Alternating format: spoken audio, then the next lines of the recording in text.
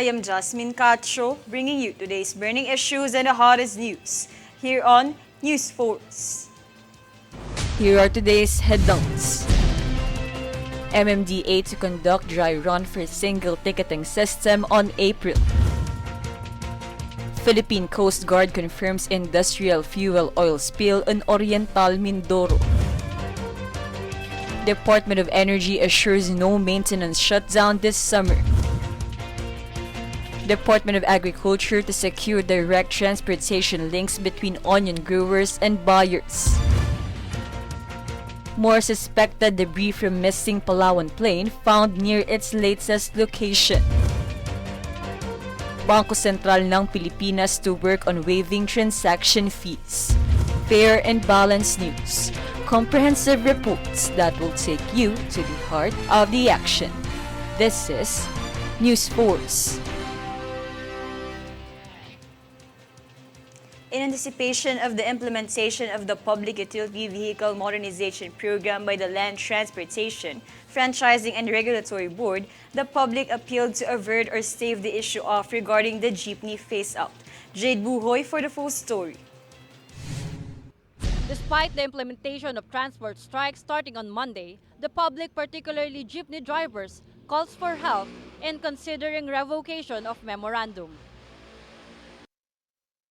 Jeepney drivers will be directly affected by the latest LTO decision to modernize public transport. As such, most drivers said that the planned phase-out of traditional jeepney must be reconsidered since they could not afford the price of modern transportation. Siyempre, sino ba namang matutuwa?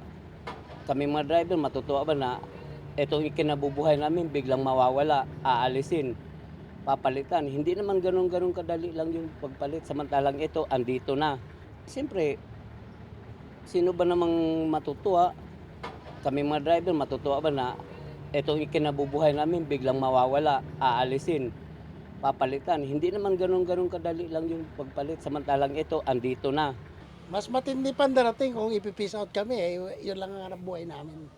Paano kami papayag yan? Wala namang kayo bibigay na pampalit dyan.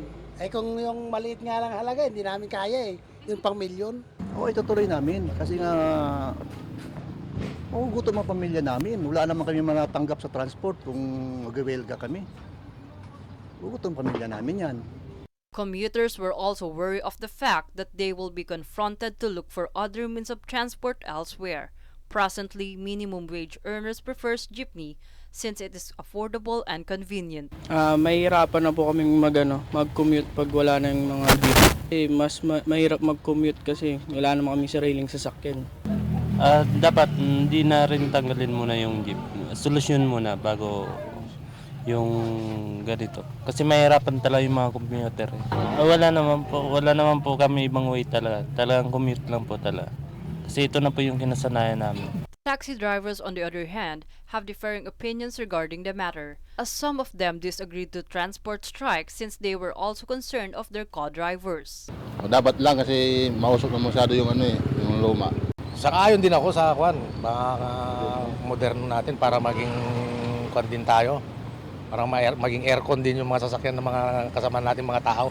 Hindi naman po siguro kasi katulad din po namin yung mahihirap. Saan po wala na rin po naman sila pagkukuhanan ng kabuhayan kung tatanggalin nila yung yung jeep na yan.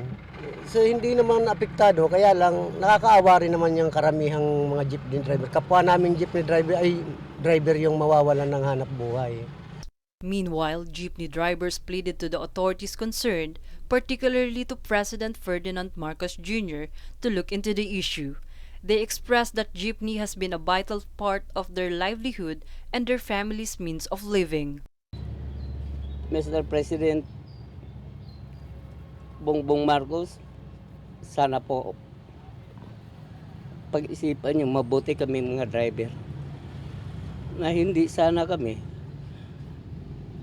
mawawala ng hanap buhay. Dahil hindi lang naman isa o tatlo daan ang mawawalan, libo hanggang milyon. Sa isang pamilya, kung may anak na 5, ilang milyon na kami mawawalan. Pero sana, Mr. President Bongbong Marcos, maintindihan niyo sana kami. Kung sino man yung may gustong mawala kami sa kalsadang ito, dapat kayo na po ang isang magpapatunay na tumulong sa amin. Sana nga sa Presidente, ang masabog ko lang, huwag naman natanggalin yung pamasadan jeep. Katulad ko, may sakit ako. Wala akong ibang pagkuhanan. Di hintay na lang pag di na huminga. Sana po, mahal na Pangulo, sana po pakinggan nyo po kaming mga mahihirap na individual operator at driver na sana huwag na pong ituloy yung consolidation na ginagawa, yung programa ng pamahalaan. Sana po upgrade na lang po, gaya ng karamihan, i-upgrade na lang po, sundin yung standard ng LTFRB, nang sa ganun po lahat po ng mga mahihirap na operator tawag nito, makakapag modernize ng sasakyan o ma-upgrade nila yung sasakyan. For Golden Nation Network, this is Jade Buhoy. Subsequently, Piston National President Body Floranda said that they will push through with a nationwide strike next week despite Land Transportation, Franchising and Regulatory Board's decision to extend the deadline for public utility jeepney franchise consolidation. JC Ogaire has the full report. The week-long transport strike starting on Monday, March 6, will still push through despite concessions from the government extending the deadline for modernization until the end of the year. Piston reiterates the call for the government to completely scrap the requirement for PUJ franchise consolidation. The group says local government units' aid does not resolve the problems that traditional jeepney drivers and operators are facing. For its part, the Land Transportation, Franchising and Regulatory Board or LTFRB had downplayed threats to a week-long strike to protest, and they have the support of about 90% of transport groups. The LTFRB has received statements of support from a number of transportation organizations in the Cordillera Administrative Region or CAR for the Public Utility Vehicle Modernization Program or PUVMP. In addition to this, they also reject the request for Tigal Pasada made by some groups. Consequently, several universities recommended the transition to online mode should the transportation strike push through beginning March 6. It is also recommended that all offices transition to online mode and that all employees be allowed to work from home, except those whose work can only be performed on site. In addition to this, several local government units or LGUs are ready to adapt with the change. The local government of Angeles City in Pampanga will also shift to modular and or online classes, according to Pampanga Mayor Carmelo Lazatin Jr.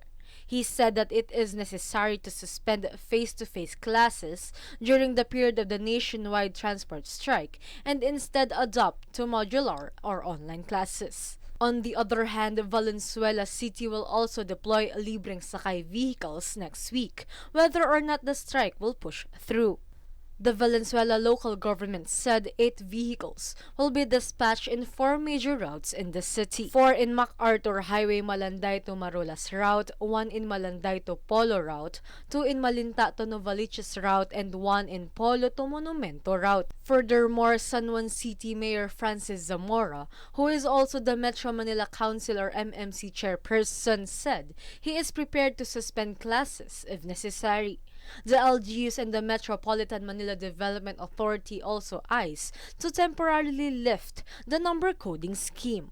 For Golden Nation Network, this is JC Ogaire.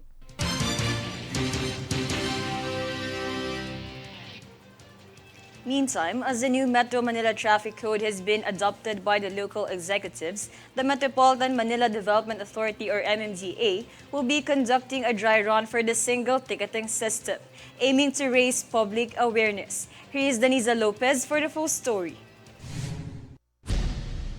This coming April, the Metropolitan Manila Development Authority or MMDA announced that they will be holding a dry run as the mayors adopted the Metro Manila Traffic Code of 2023, which establishes a system of connectivity among government entities responsible for managing the city's transportation and traffic with fines and penalties. MMDA Acting Chairman Romando Artes said that Metro Manila is getting closer to have a unified ticketing system in place where a trial run must be done in order to raise public awareness. Chairman Artes also said that several local government units or LGUs, which include San Juan, Muntinlupa, Quezon City, Valenzuela, Parañaque, Manila, and Caloocan already show their readiness in the dry run for the single ticketing system. He added that Land Transportation Office or LTO Chief Assistant Secretary J.R. Tugade is set to submit the Memorandum of Agreement or MOA on interconnectivity as well as the Data Privacy Agreement with the LGUs. Meanwhile, Metro Manila Council or MMC President and San Juan City Mayor Francis Zamora explained that the significance of single ticketing system will give the motorists the option to settle their payments online through mobile applications. For Golden Nation Network, this is Daniza Lopez.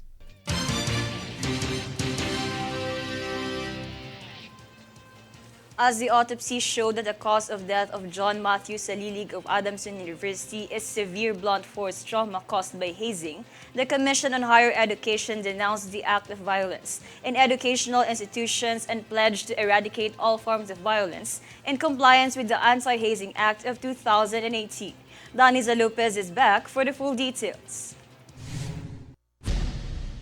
The Commission on Higher Education or CHED offered its deepest sympathy to the family of Adamson University student John Matthew Salilig, who died due to hazing. CHED condemned hazing and violence in higher education institutions or HEIs, where CHED Chairman J. Prospero E. De Vera III urged stakeholders, particularly schools, teachers, staff, and students, to work together on putting an end to the culture of violence. Additionally, CHED stated that it would continue to work on combating violence in colleges and universities, especially now that Republic Act or RA 11053, also known as the Anti-Hazing Act of 2018, is in effect. The body of Salilig was found by the authorities in a vacant lot in Imus City, Cavite, where autopsy showed several hematomas in the chest and thighs.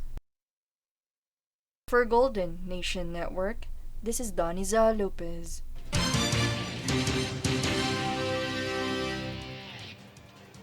In other news, the Philippine Coast Guard or PCG has confirmed that an industrial fuel oil was spilled near the coast of Oriental Mindoro Province. The industrial oil firm MT Princess Empress assured PCG spokesperson Rear Admiral Armando Balilo and the Department of Environment and Natural Resources to work on addressing the oil spill to prevent possible harm to the waters of Oriental Mindoro. Moreover, MT Princess Empress stated that the oil spill was caused by engine overheat while traveling to Iloilo Province from Bataan areas.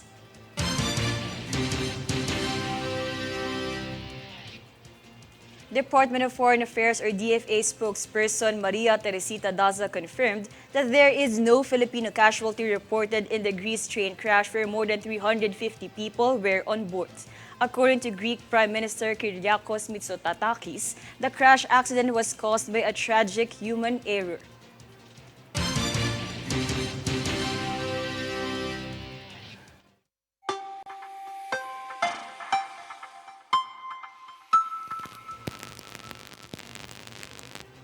Weather updates. The Philippine Atmospheric, Geophysical and Astronomical Services Administration or PAG-ASA reported that the northeast monsoon and shear line continue to affect Luzon.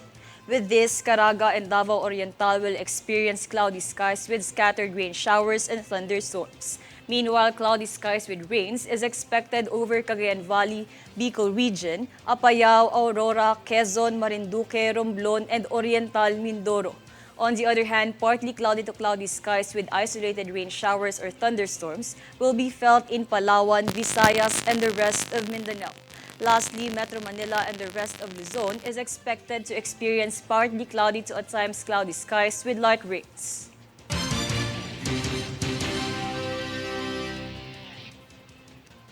Coming up next, a news force. Farmers bat for urgent passage of food self-sufficiency bills to resolve food crisis. Senators Grace Poe and Risa Hontiveros say national government still not ready to implement PUV modernization program.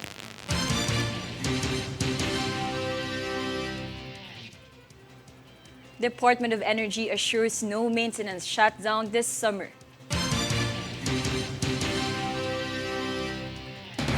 Stay tuned for more stories and reports when News Force returns.